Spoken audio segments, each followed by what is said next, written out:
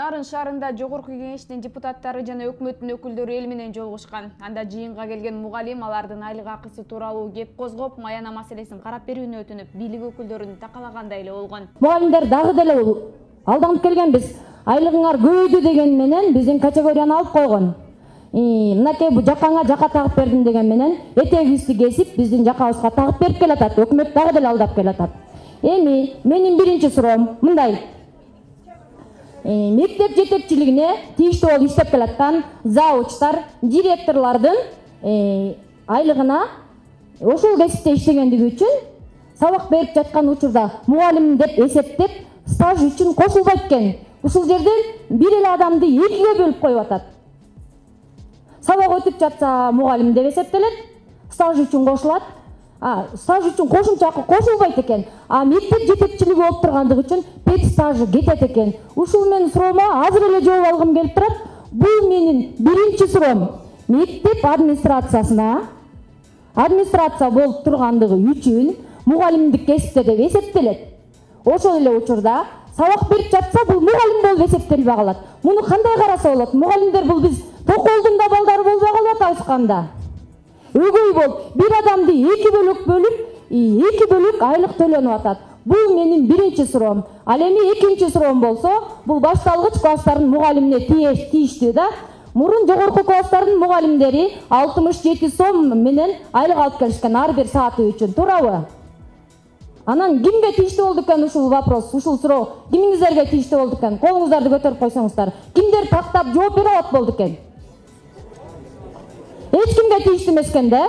Мындан көп узабай өкмөт башчы Мухамбеткалый Абылгазиев пенсияны жана мугалимдердин айлыгын көтөрүү тууралуу токтомго бүгүн 30-сентябрда кол койду. Анын айтымында айлыктын көтөрүлүшү билим берүү тармагында эмгектенген 5-6 категориядагы 120 миңге жакын адиске тиешелүү болот. Аларга бала бакча, мектеп жана интернат мугалимдери да кирет. Мамлекет эмгекти баалай турган системаны алып келиш керек да. Кээ бирлерин карап турсак 7 миң, 8 миңге чейин көбөйөт экен. 10 миң алган мисалы 16 миңге чейин алат экен. Бул эми 30%га чейин көбөйтүп атабыз. 30% дагы биздин азыркы шартыбызда бул абдан чоң жакшы чечим деп. Ар ким өзүнүн салымына жараша, ошого жараша айлык алыш керек, ошого жараша сыяк алыш керек. Ал эми эмгек жана социалдык өнүктүрүү министри Улукбек Кочкоров буга чейин өкмөттүн бюджеттик мыйзамын талкуулаган жыйында 2020-жылдын аягында жарандарга жөлөк пул төлөнбөй калуу коркунучу бар экенин ачык айткан. Бирок өкмөт башчы социалдык тармакты башкарган эки жетекчинин сөзүн сындап, Соцфонддун төрагасын кызматтан кетүүгө чакырган эле. Урматтуу төрага социалдык фонддук. Элге айтканда пенсия төлөнбөй калат, коркунучу бар деген сөз үчүн кетишиңер керек. Коркунучу бар деп эксперт айтышы мүмкүн, аналитик айтышы мүмкүн. Но министрлер айтпайт да. Коркунучу бар болса анда азыр айткыла, биз азыр акчаны карап туруп беребиз. Ал эми Жогорку Кеңештин вице-спикери Айда Касымалиева дагы социалдык тармакты башкарган эки жетекчинин оюн улай. Бүгүнкү күндө мамлекеттин бюджетинде акча жетишсиз экенин айтты. Минфин барахлит, это меня очень беспокоит. Например, все объекты не поступают деньги. То есть и потом мы сегодня обсуждали исполнение бюджета, да, там везде нет денег. То есть пенсионеры, возможно, могут остаться без пенсии, да, там нехватка, недоработка налоговая. И вот эти проблемы, они очень насущные, они очень важные. То есть все это оставить и подготовка к выборам, да, это будет первое время чумы, и это очень для страны плачевно. Расмий маалыматка ылайык айлык көтөрүлгөнүнө байланыштуу 2019-жылдын соңуна чейин 1,7 миллиард сом керек болот. Өкмөт каражат табылганын, эмки жылга 7 миллиард сом керек болорун, ал деле маселе жаратпай турганын маалымдоодо.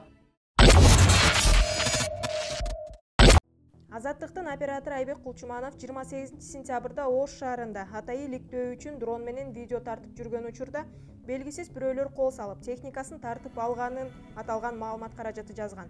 Ош шаардык милициясынын бүгүн 30-сентябрда тараткан билдирүүсүндө 28-сентябрда болгон окуя кылмыштар менен жоруктардын бирдиктүү реестрине катталып, тергөө амалдары жүрүп жаткандыгы айтылат. Бүгүнкү күндө мурда катталган 3 арыздын алкагында иликтөө иштери жүрүп жатат. Азаттык радиосунун оператору өз арызында белгилеген видео аппаратураларды тартып алган жарандар аныкталып, алар тергөө кызматына өз көрсөтмөлөрүн берип жатат. Алынган видео аппаратура ал жарандар тарабынан акт негизинде тергөө кызматына өткөрүлүп берилди.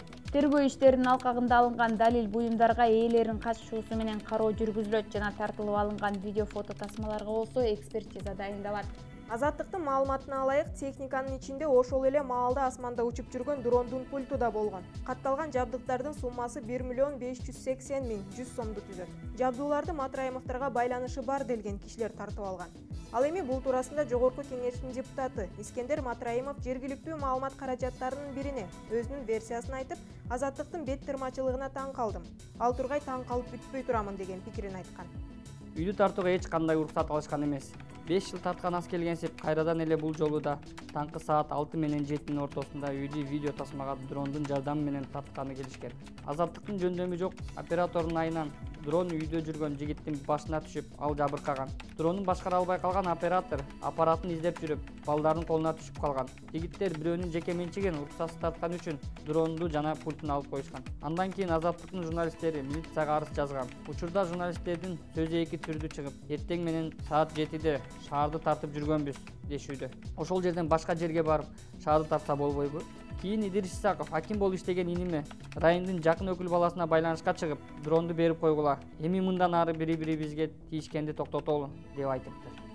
Бул тууралуу Жогорку Кеңештин вице-спикери Аида Касмалиева Азаттык радиосуна маек куруп, Айбек Кулчумановдун айланасындагы акыркы окуялар басма сөз эркиндигине доо кетирерин, муну кылдат талдап чыгуу зарыл экендигин белгиледи. Журналист маалымат алууга иштеп жатканда анын коопсуздугун мамлекет толук камсыздап берүүгө ошол мыйзамда жазылган. Себеби дегенде журналист өзүнүн жеке ишмердүүлүгү боюнча жүргөн жок, ал жерде ал ошол коомдук кызыкчылык деп коет. Коомдук кызыкчылык бардык мына коомго негизи эле биздин мындай өнүгүшүбүзгө калым кошо турган кызыкчылык да. Ошондуктан анын ишмердүүлүгү, ага барып коркутуу, анын коопсуздугу өтө маанилүү жана албетте доо кетириши мүмкүн өтө жаман окуя болду. Мыйзам жагынан алганда дагы түшүнүксүз жагдайлар абдан көп. Ал эми Азаттыктын оператору Айбек Кулчуманов медициналык текшерүүдөн өтүүнү улантууда. Ал арада Райымбек Матраимовдун жээни Бишкектеги кымбат баалуу Хаят аттуу мейманкананын бир этажын толук ижарага алып, туулган күн белгилегени тууралуу маалымат тарады. Райым миллиондун эжесинин кызы Назиктин 18 жашын белгилөө салтанаты Кыргыз шоу чөйрөсүнүн өкүлдөрүнүн катышуусунда өткөн айтылды. Бул маалымат коомчулуктун талкуусуна алынып, ар тараптуу пикирлер айтылууда.